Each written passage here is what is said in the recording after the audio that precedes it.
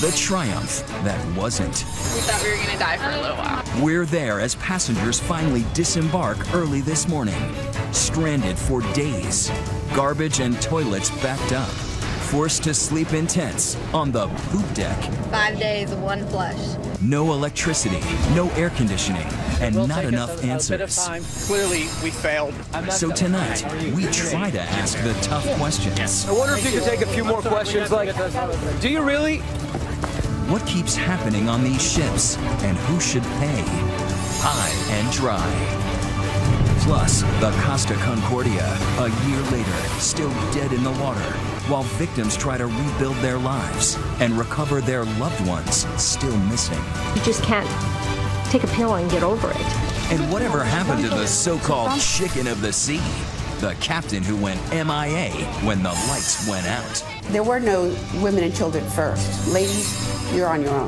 Ghost ship and cruise ship confidential. What's really going on in the cabin next door? What do staff insiders say? All the action is below the waterline. The average crew deck makes a sorority house look like a nunnery. The secret underground of sex and liquor below deck. If there's an empty cabin, that'll be the cabin where everybody goes to have sex. What happens when you're trapped by rough seas, rough passengers, and even rougher germs? Troubled waters. Here now, David Muir. Good evening, and so many families, so many couples just getting home tonight after days trapped at sea on that Carnival cruise ship, Triumph. The real triumph, though, those passengers simply getting through it all. The so-called cruise from hell finally docking in Alabama, 5 days after a terrifying engine fire knocked out power and turned that ship into what some called a floating petri dish. There was suffering, fortunately not the casualties of last year's Costa Concordia, but all of it does raise serious questions. And so tonight here, we put a microscope on the industry as a whole. Why was an ultimate rescue so late in coming? And were the apologies too little, too late? Matt Gutman, on this from the start, was on that dock getting answers. The thousands of stranded passengers knew their ordeal was finally over. And this morning, they came pouring out of the crippled ship. It was an untriumphant return. We get to go home. Standing on and in some cases kissing terra firma for the first time in 8 days. Yeah, you can talk to us. Come on over. I'm speechless. It's just really great to finally be back in America and on land. Some angry. The doctor on the staff can, excuse my French, he can kiss my. It was the worst experience I've ever had. We thought we were going to die for a little while. Others relieved. I'm just happy to be alive. It's quite an ordeal, but we're here. They ran, many wearing bathrobes against the cold, to plant kisses on loved ones, holding on to each other. By the hundreds, they were stuffed onto buses before they could even shower or even change their gritty clothes. Among the first out, Stephanie Stevenson and Rob Malum. Not just your regular cruisers, they were headed for the tropics for a reason, a romantic wedding at sea. He's in a tie, she's in white. But marital bliss would turn into maritime nightmare early on Sunday morning, 3 days into the cruise. Looked over the side rail and you could see the just billows and billows of smoke coming out of the top of the stack. Were you scared? I was pretty freaked out. A fire had erupted in the engine room and some passengers go into Titanic mode. They said Alpha Team to Attention, attention, code Alpha engine room. People take it upon themselves to strap on life jackets and scramble towards the lifeboats. I saw the smoke. I knew good and well there was a good chance the ship would be sinking. The fire had burned out the ship's main engines. The sparkling city on the sea, known as the fun ship you see in these Carnival ads, was now not much more than a 100,000-ton cork bobbing in the Gulf of Mexico. The electricity cuts out. Everything goes dark. Carly Jackson and Jody Adelhauser are jazzercise instructors from Paris, Texas. All of the power shut off at like once. And I was like, oh my gosh, this is like Titanic. The lower decks fill with smoke, engulfing some of the cafeterias. They even see it billowing from the stack. The smoke has gotten worse. Then the air conditioning goes out. Still, the crew assures the passengers that everything is under control. Nothing to worry about, folks. You can wait up on the Lido deck. It's really lovely out there. An automated system extinguishes the fire, but the ship stays dead in the water. By Monday, 24 hours after the crisis began, Carnival decided to tow the ship not to nearby Mexico, but to Mobile, Alabama, because not everybody had passports with them. That added nearly 350 miles and an extra day of hardship for passengers. I'm not liking that. By this time, 2 other Carnival cruise ships had been diverted to deliver food and water to the hobbled vessel. Helicopters were also deployed carrying generators and other supplies on Wednesday. They came and dropped off water and stuff, but that didn't stop babies from going hungry. That didn't stop other people from hoarding food. Wow. But despite their efforts, conditions aboard the Triumph were deteriorating fast. No electricity, not enough running water, and almost no cell phone service, leaving parents and loved ones on land frantic. I just need to know that she's okay. The ship, 300 yards long, equipped with every amenity, and now the more than 4,000 aboard could only communicate in snippets of text messages. We're in the middle of the Gulf of Mexico.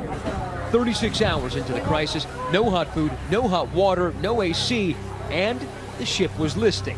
When we were leaning one way, it was kind of a little nerve-wracking. Worst of all, backed up toilets. There was sewage everywhere. We got one flush, one time. 5 days, one flush. 5 days, one flush. For toilets, the ship handed out these red bags. People were using the restroom in little red plastic bags and throwing them out into the hallway. We were in shock. We were like, I'm not using a red bag. The thing is you just don't eat. You just don't eat. To not have to use the red bag, Controlling the colon. You just don't eat.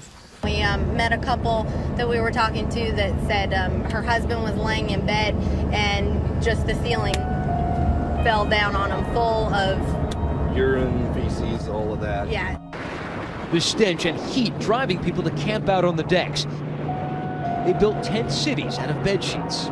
We've been shipwrecked for, I guess, 3 days now. ABC News was the first to fly out over the ship on Wednesday. You can tell how powerful the wind is, gusting at 25 miles an hour. Those conditions bringing out the worst in some people. They opened the bar one evening and gave away free drinks, and that was a really bad idea. There were people throwing things over the side of the ship, acting unruly. And during the voyage, passengers did receive updates on the PA system as well as printed status updates, but Rob Mallon thinks that was another poor decision. Somehow they managed to print us out little letters that they sent to our room. Maybe they were using the emergency generator to supply printers instead of toilets. Yes. Folks hoarding food, forcing others onto a diet of onion sandwiches. What was the food situation like? You had to stand in line for 3 hours to get a meal. And the first couple days it was the onion sandwiches. But at least they were steadily, if slowly, being tugged back to the U.S. That's when Mike Padilla finally got through to his wife on the phone, anxiously waiting her return. They think the tug line might have just broken. Passengers say this should never have happened. Just last week, Carnival admitted that there was an electrical problem on the Triumph's previous voyage, but said there is no evidence at this time of any relationship between this previous issue and the fire that occurred on February 10th. This is the latest in a string of incidents involving cruise ships. Last year, the Costa Concordia capsized in Italy, killing 32 passengers. And in 2010, another Carnival ship, the Splendor, was stranded for days after another engine fire. Unlike the airline industry, there's no agency regulating the safety operations of cruise lines. Jim Walker is a maritime lawyer. And unlike our U.S. aviation, commercial aviation fleet in the States that has the FAA that can oversee the industry and actually shut a fleet down if there's safety violations, there's no one looking out for the safety of passengers on ships relative to fires. A spokesman for the cruise industry denies there's no regulation. I know you can't talk to me, but is there anybody who can? For 3 days, not a single Carnival exec appeared publicly until CEO Jerry Cahill spoke late Tuesday. We pride ourselves in providing our guests with a great vacation experience, and clearly we failed in this particular case. Carnival has offered the passengers a full refund, a voucher for another cruise, and $500 and it will cover travel expenses. Oh my God, it's degrading, demoralizing. And then they want to insult us by giving us $500. Since Sunday, ABC News has been requesting answers to questions about the ship's history of mechanical problems. No answer. They did hold 3 press conferences, but answered very few questions. I'm sorry, Mr. Thornton. Matt Gutman from ABC News. Thank you for taking the time today. But I wonder if you could take a few more questions, like, do you really?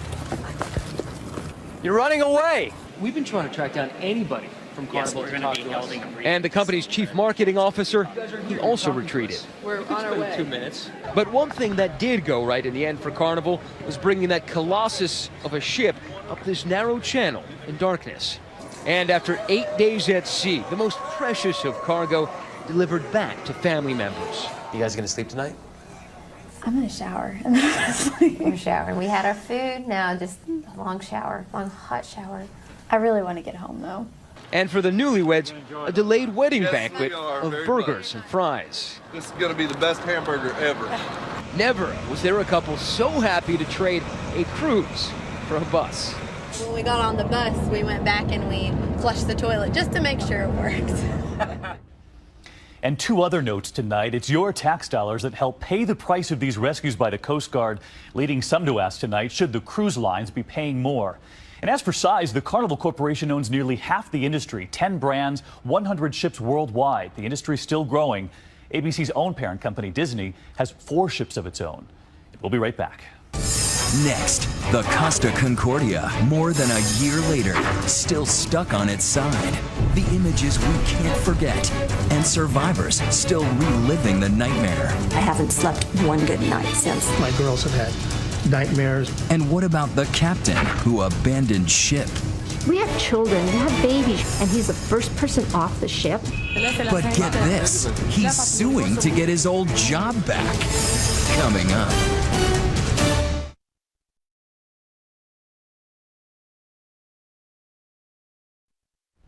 This nightmare for Carnival passengers comes just over a year since the Costa Concordia became the largest passenger ship ever to capsize. That accident, of course, turning deadly. Some 4,200 people on board rescued in those waters. Tonight here, we're back on the scene. Why is the ship still lying on its side all these months later? And have we learned anything to make passengers safer? Dan Harris went back to Italy to find out. It was one of the largest, costliest, and arguably most infamous cruise ship disasters since the Titanic. Get the kids, go.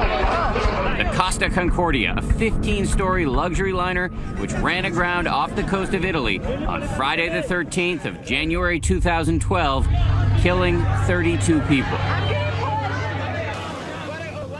But in the last 13 months, as the story has faded from the headlines, what has happened to the man they called Captain Coward, blamed for causing the crash and abandoning ship? To the passengers who barely escaped? And what about the massive ship itself? We took a journey to find out. On a ferry off the coast of Tuscany, an hour into our voyage, it came looming into sight. That is extraordinary. A 60,000-ton behemoth beached in pristine, environmentally sensitive waters.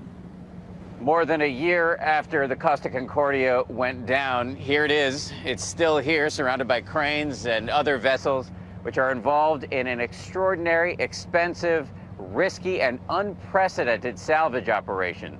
The plan is deceptively simple: to turn this hulking mass of steel upright and simply float it away.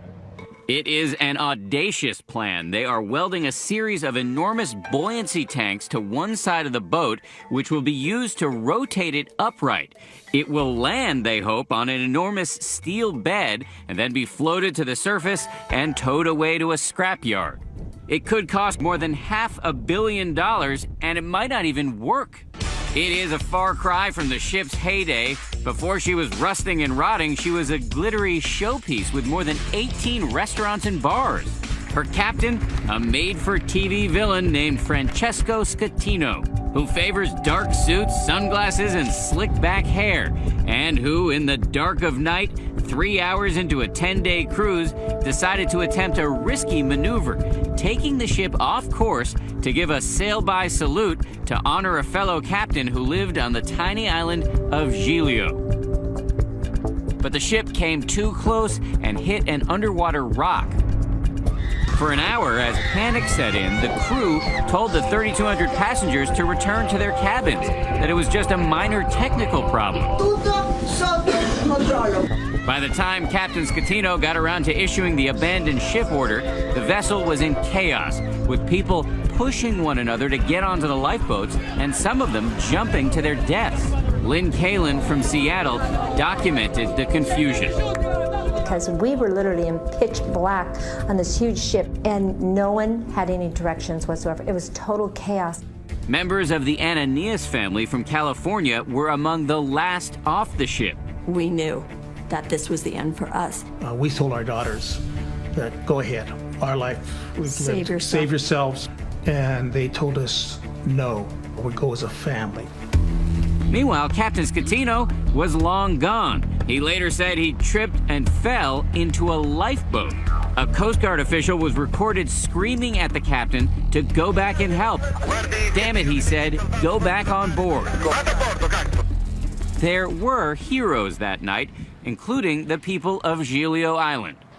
On that terrible night, many of the passengers and crew jumped into these frigid waters and swam over to these rocks, where they were tended to by complete strangers who live in this little port village.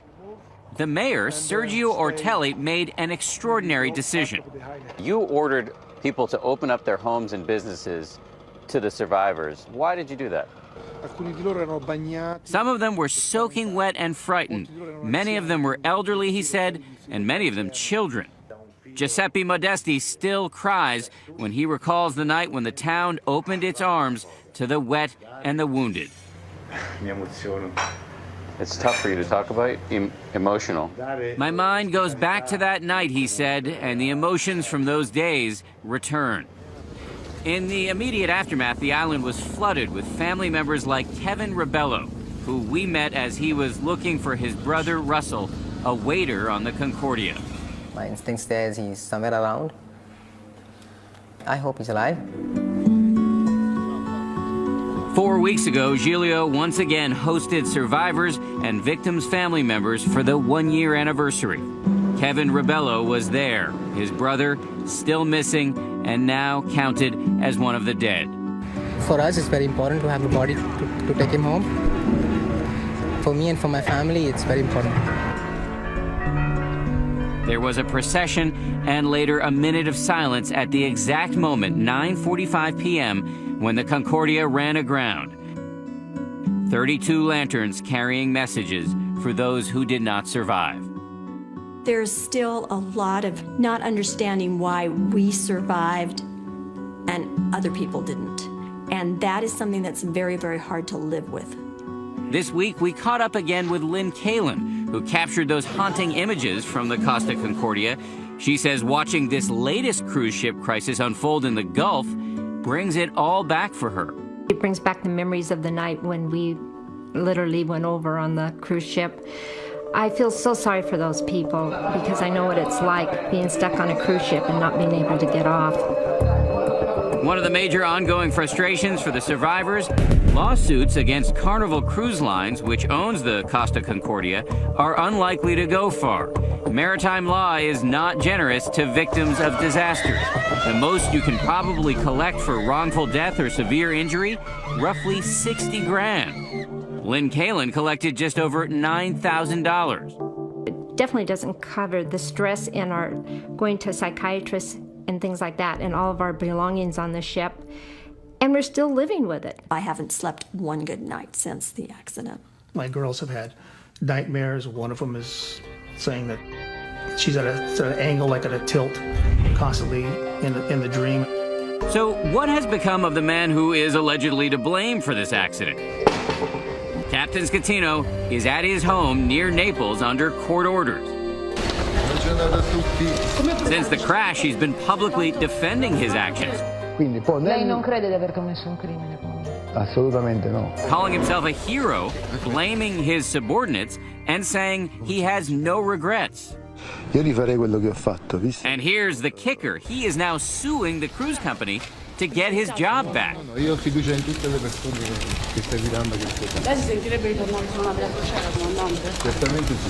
That comment drives Lynn Kalin up a wall. I don't understand how someone that has done what he has done could even consider him working for the industry ever again. Get the kids, go, go. He didn't know what was going on with us. We have children, you have babies, and he's the first person off the ship. Where was his compassion for us? In weeks, a judge is expected to announce whether there's enough evidence to indict Scatino on manslaughter, causing a wreck, and abandoning ship. The man they call the Chicken of the Sea may be looking at life behind bars. Meanwhile, after a series of delays, salvage crews hope to be able to remove the Costa Concordia from her watery resting place this September. For those whose family members died, however, the losses will remain incalculable. In the months after the Costa Concordia disaster, the cruise industry facing a huge image problem. New bookings dropped, cancellations skyrocketed, and Carnival and other cruise line operators had to cut their rates to attract new passengers. Many asking tonight, will the same thing happen now after the Triumph? We'll be right back. Next, when going overboard with your partying turns into overboard, period. How in the hell did I get here? Falling 10 stories into the pitch black and left behind in the middle of the Gulf of Mexico. When 2020 continues.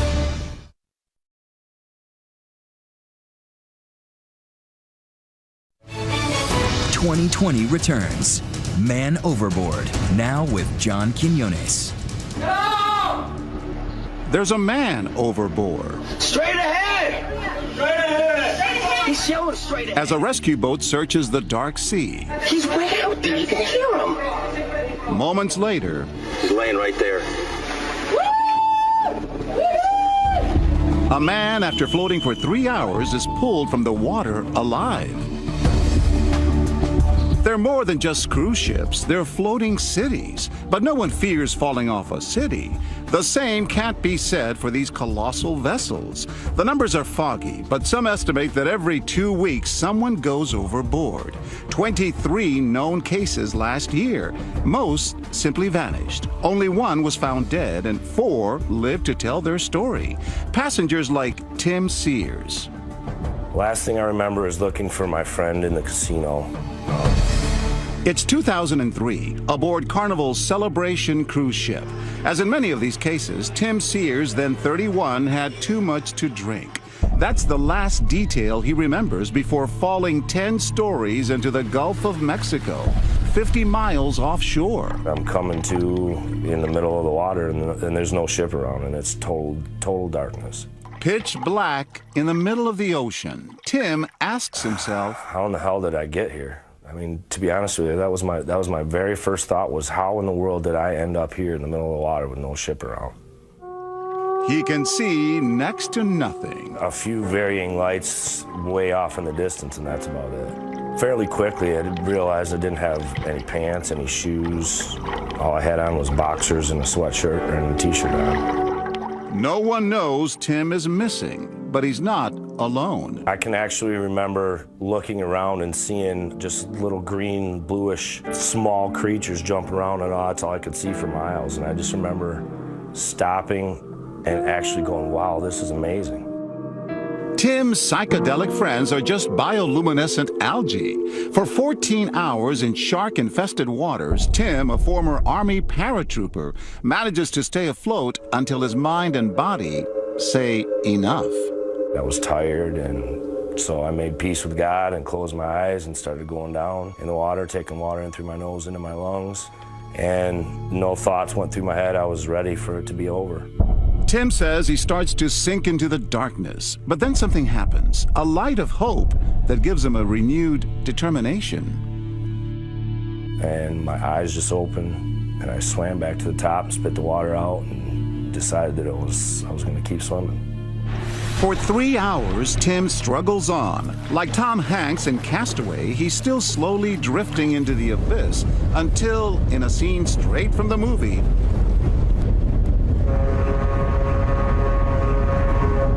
Tim, too, sees what he thinks is a ship on the horizon. The waves were just enormous. Up and down. I had lost my glasses, of course. I couldn't see. With every primal instinct to survive, Tim swims toward the boat, screaming for help. After 17 hours, a cargo ship headed for Texas plucks him out of the water. I was asking God to send me any ship, and here any ship had rescued me. And it brought me to tears. Cruising is very safe. It's highly unusual for a passenger to just fall overboard. Statistically, cruising is safer than walking across the street. That seems like it's pretty good odds, but it's not to the families that are left without their loved one. 13 years ago, Jean Scavone's son, Jimmy, was lost at sea on a Carnival cruise in the Caribbean. Since then, she's been linking families that have lost loved ones. It's like a family, a group of us now that have this experience, and we have no answers. No one should vanish from a cruise ship. No one should leave on a vacation on a cruise ship and never come back. There have been well-known cases of the vanished. In 2005, George Smith, the honeymooner who disappeared on a cruise, leaving behind a pool of dried blood. His family's convinced he was murdered. His body never found. Other stories of suspected foul play have received fewer headlines. Annette Meisner went on a cruise to Mexico with her parents and daughter. One evening, they discovered she was missing. The ship's crew paged her name. When we heard that page, I knew something was wrong. My heart just fell. I panicked. On the ship's third deck, their daughter's purse and overturned drink were found next to the railing. The ship was searched from top to bottom, and eventually the Coast Guard was called in. They covered 833 square miles, and they did not find the body. Meisner's disappearance remains an unsolved mystery. Her family reached an out-of-court confidential settlement with Carnival Cruise Lines. But for her family, there will never be closure, only the bitter memory of what was lost at sea. Very difficult. You go on vacation with 4 people and you come back with 3. While there are happy endings like Tim Sears, the tragic tales continue to take victims. 3.5 years ago, Annette's father, Wally, died from what his wife called a broken heart.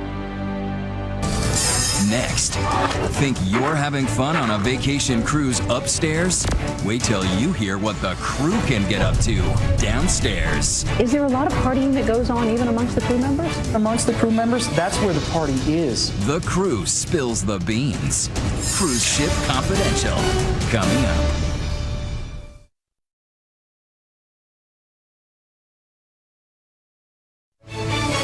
As we continue, the secret life below deck. Here's Deborah Roberts. For millions, cruises are about sunsets, swimming, soaking up the good life.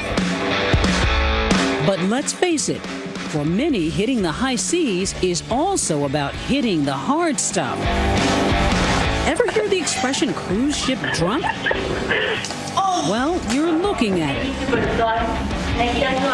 YouTube is plastered with evidence of cruise passengers gone wild. Seems there's something about being at sea that brings out the crazy in people.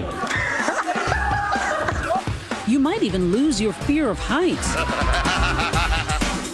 And it's not just passengers partying it up. Beneath the pools, the bistros, the bars, down past the sun deck and through these doors is a world few cruisers ever see. Unless you turn to YouTube, where cruise ship employees have posted a clear glimpse of life below the deck.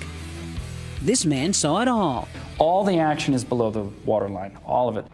Brian David Bruns worked as a waiter aboard cruise ships until 2005, dishing about his adventures in his 3 books. Is there a lot of partying that goes on even amongst the crew members? Amongst the crew members, that's where the party is. The amount of alcohol and sex that's going on down there, it's paramount. The average crew deck makes a sorority house look like a nunnery. I'm not kidding. I'm on a boat and it's going fast and I got It's plain to see on these crew videos. Young people from all around the world spending months at sea, working and playing aboard these floating cities. There are regular crew parties, bars designated just for the staff. It's a big free-for-all. That's all it is.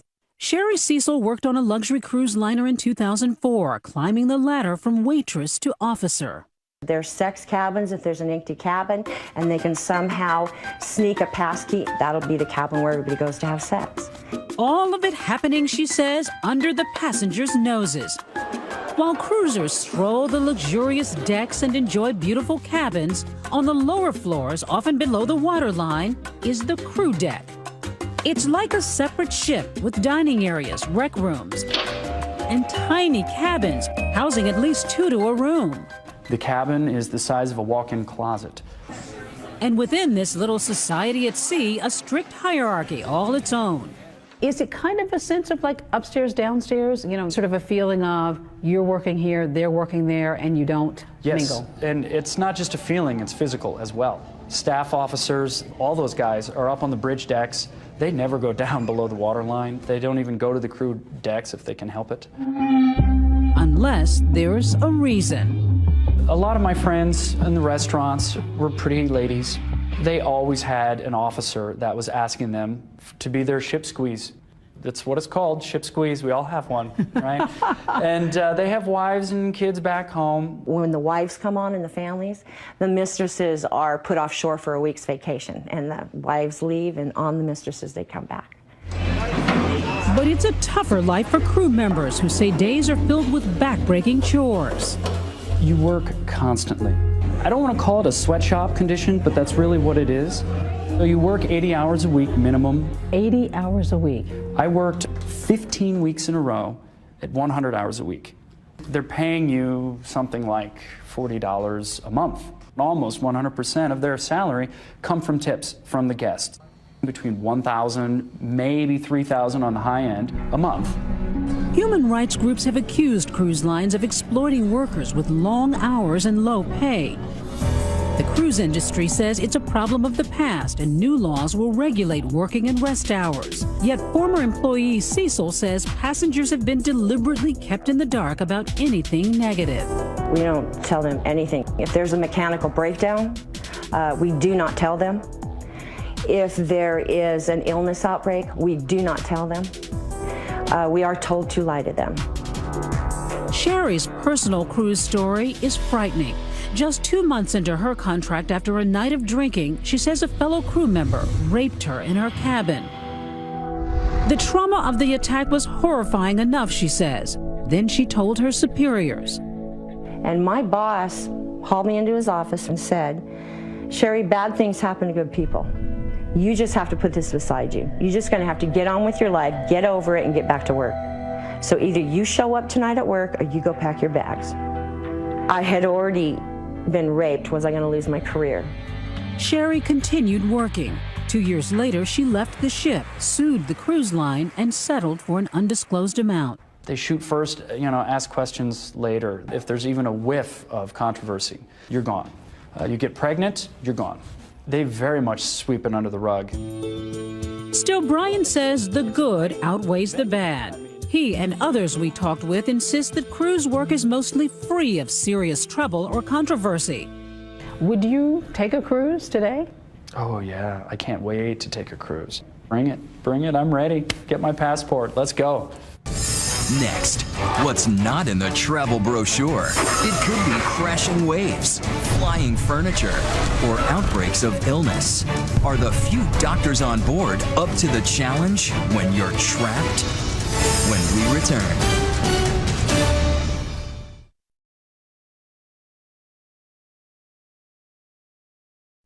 Of all of the stories and images coming out of the Triumph, the most disturbing, the most disgusting are the stories about the toilets. They were not working, some of the carpets soaked with urine, far from a healthy environment, which led us to ask, what is the medical care really like on board any ship? Elizabeth Vargas tonight with what you should know about the doctors, the medical facilities. Are they up to the job? Not so long ago, the cruise industry was on life support, waving bon voyage to its business, too elderly, too stodgy. But that was then. this is now. Floating theme parks, water slides, climbing walls, massive theaters, massive fun.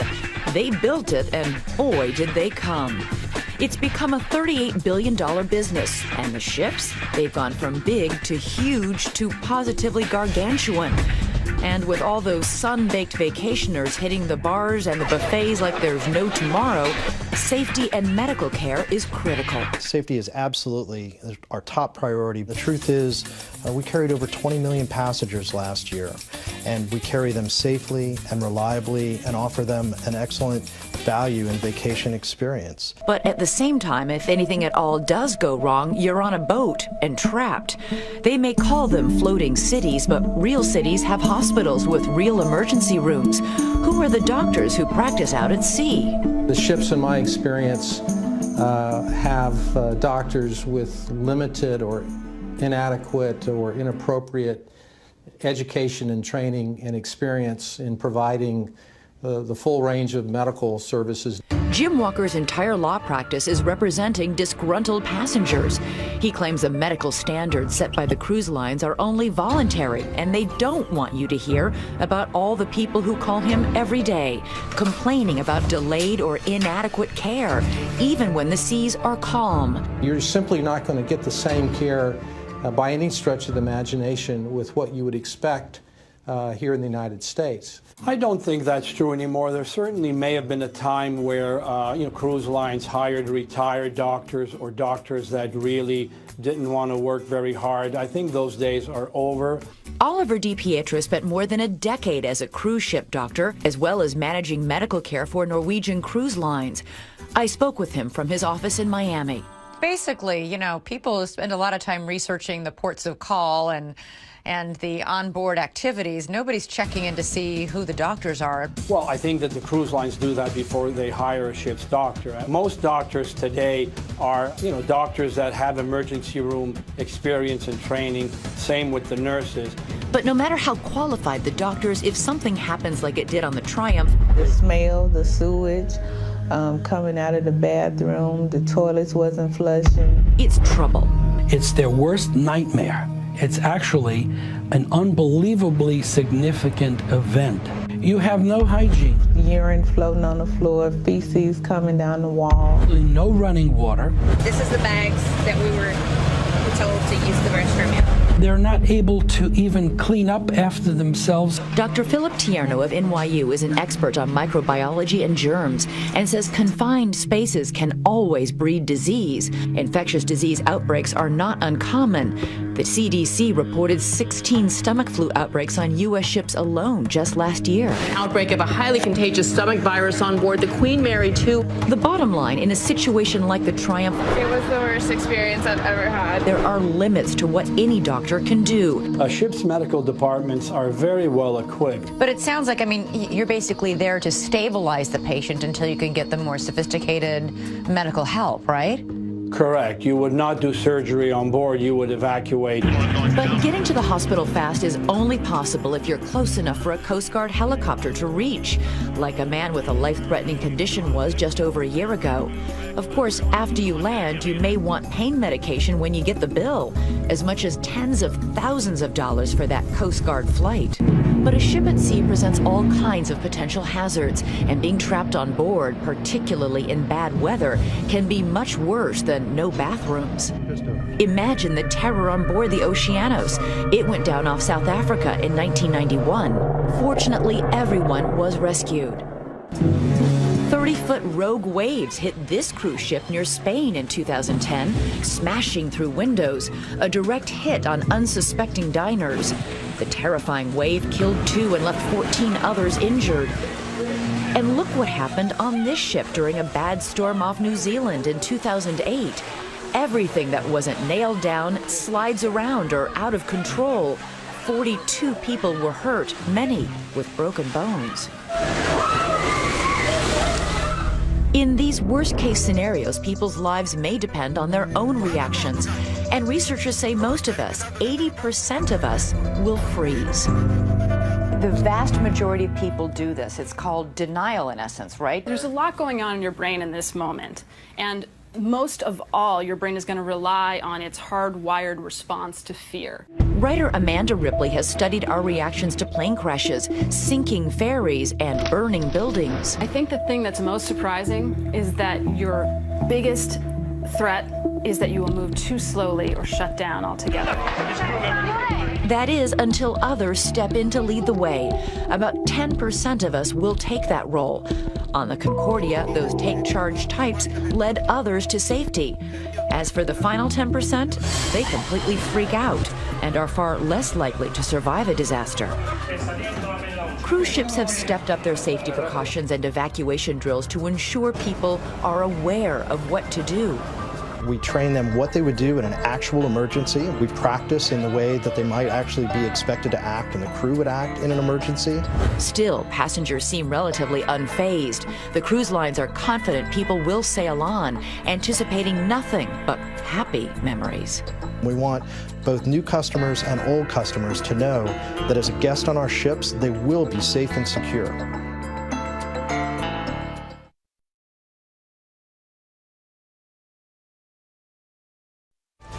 And that is our program for tonight. I'm David Muir. I'll see you this weekend on World News. And from all of us here at 2020 and ABC News, good night.